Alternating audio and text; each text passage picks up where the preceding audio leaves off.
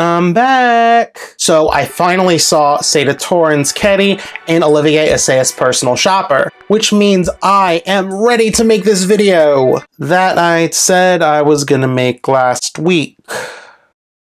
But yeah, the video is arriving. And I'm basically making this video to recap my personal favorites from the first 3 months or first quarter of 2017, and to highlight movies and components of movies I hope Oscar voters will remember when they get their ballots near the end of the year. I mean, I'm not really sure that any Oscar voters are even going to end up watching this. Probably not. But on the off chance that y'all are watching, I do know it's very early to put out any sort of for your consideration materials. Even the distributors, for the most part, usually wait until around October to really begin their major campaigns. But movies that hit toward the beginning of the year often get left behind. And I mean, I get it. You have roughly 9 months of supposedly iffy film output. Then bam! 3 months worth. And let's be real, sometimes it's more than 3 months worth crammed into a period of about 3 months of movies that won overwhelming acclaim at Cannes, Venice, Telluride, and or Toronto, with the occasional Sundance title or two thrown into the mix for good measure.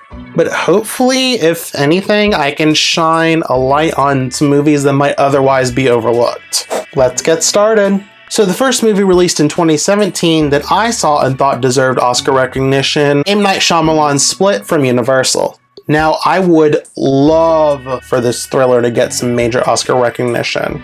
Best Picture, certainly. Anya Taylor-Joy's intuitive, enigmatic co-leading performance, Shyamalan's sharp, shrewd directing, and his screenplay, which, yes, does have a twist, but thank God it isn't something silly. It's toxin?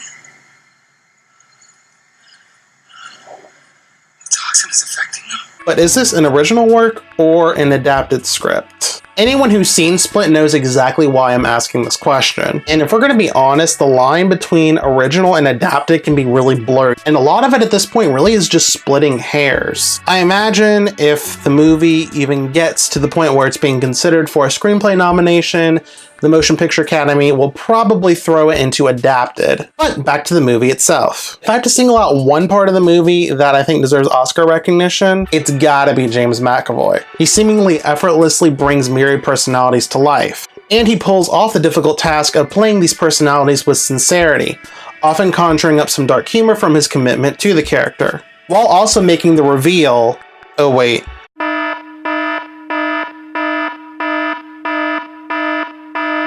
while also making the ultimate reveal of Kevin's true personality believable and compelling. Next up, Chris McKay's The Lego Batman Movie from Warner Brothers. So yeah, this is a good movie. Okay, it's a really good movie.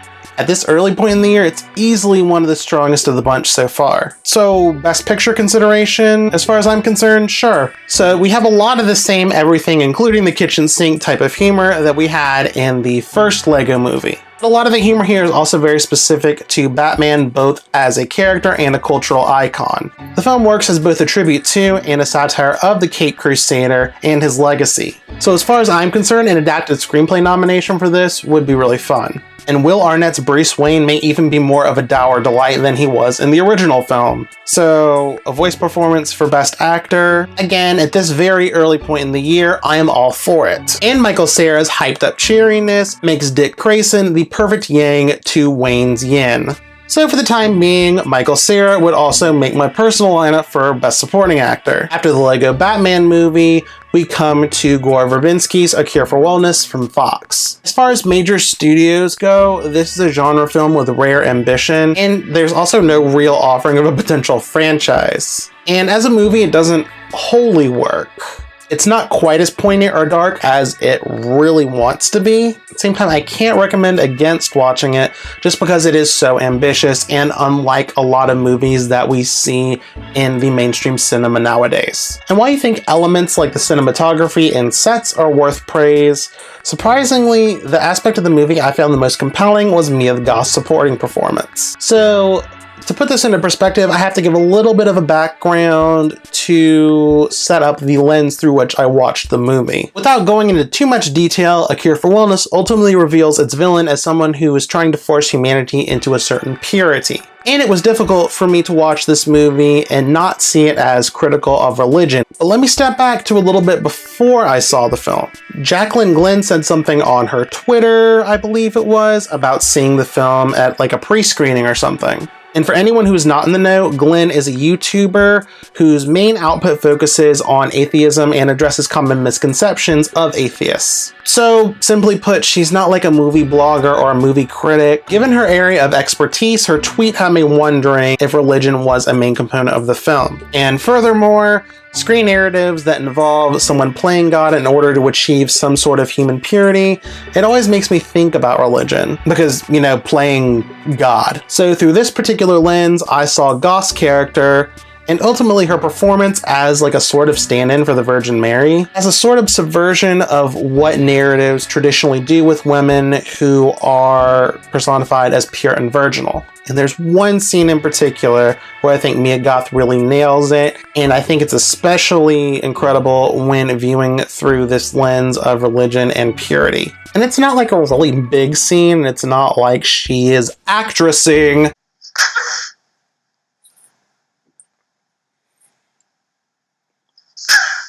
It's a really simple scene where she's just dancing with a guy in a bar.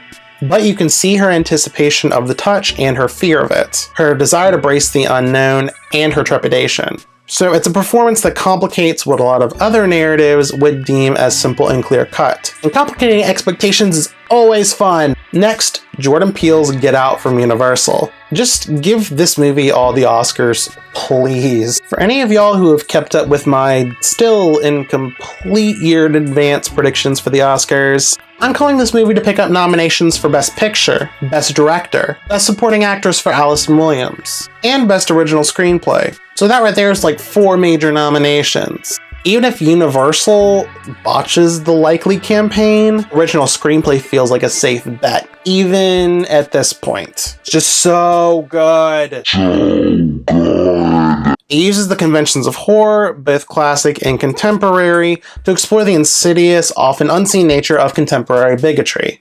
It offers such biting social commentary while also being funny and scary. It would be such a shame for this to miss out on some major Oscar love. For now, I am hoping for recognition in Best Picture, Best Director for Jordan Peele, Best Original Screenplay for Jordan Peele, Best Actor for Daniel Kaluuya, Best Supporting Actress for Betty Gabriel, Catherine Keener, Allison Williams, Best Supporting Actor for Lakeith Stanfield, Bradley Whitford, Film Editing, Cinematography, and Visual Effects. Okay, so I'm just kidding about the visual effects. Like, that scene with the computer-generated deer just stumbling around after getting hit with a car. It's a tad try-hard. And if I really have any qualms about this movie, that's like the only one. That's the only issue I have with this movie. So yeah, Get Out for all the Oscars. Just, like, do it. Listen to me. The next movie worth your attention, Oscar voters, is James Mangold's Logan from Fox. Superhero movies, even many of the strongest ones are,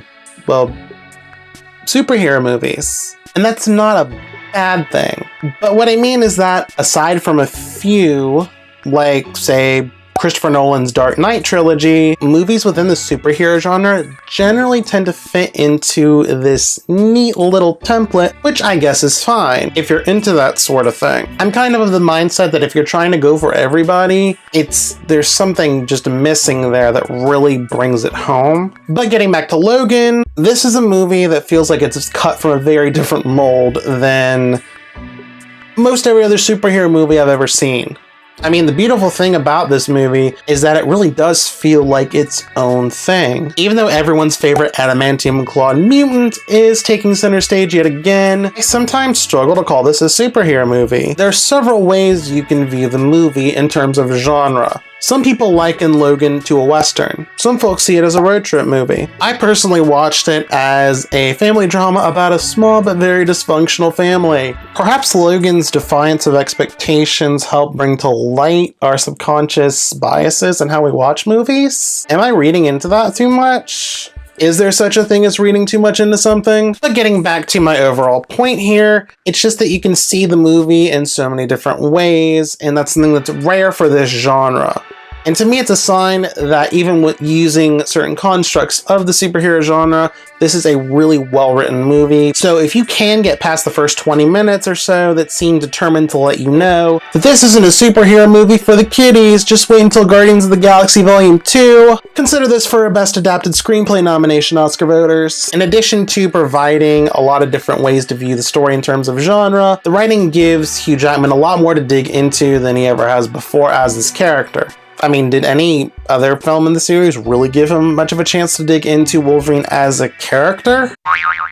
I haven't seen most of these in a while, but I don't really recall any of them being big character studies. So what I'm saying basically is that I'm not opposed to Hugh Jackman getting a second Best Actor nomination for this. Daphne Keane spans a full range of emotion while saying so little. It's a mostly silent performance that also gets a lot of kick-ass action sequences. Like, I know it's not happening, but Best Actress for Daphne Keane? I'm here for it at this point, at least the nomination. Most viewers really adore Patrick Stewart's turn as Professor X, and for now, the British thespian seems to be the film's likeliest awards prospect. I can't say I fell head over heels for him here, but it would be cool to see him finally get some Oscar love.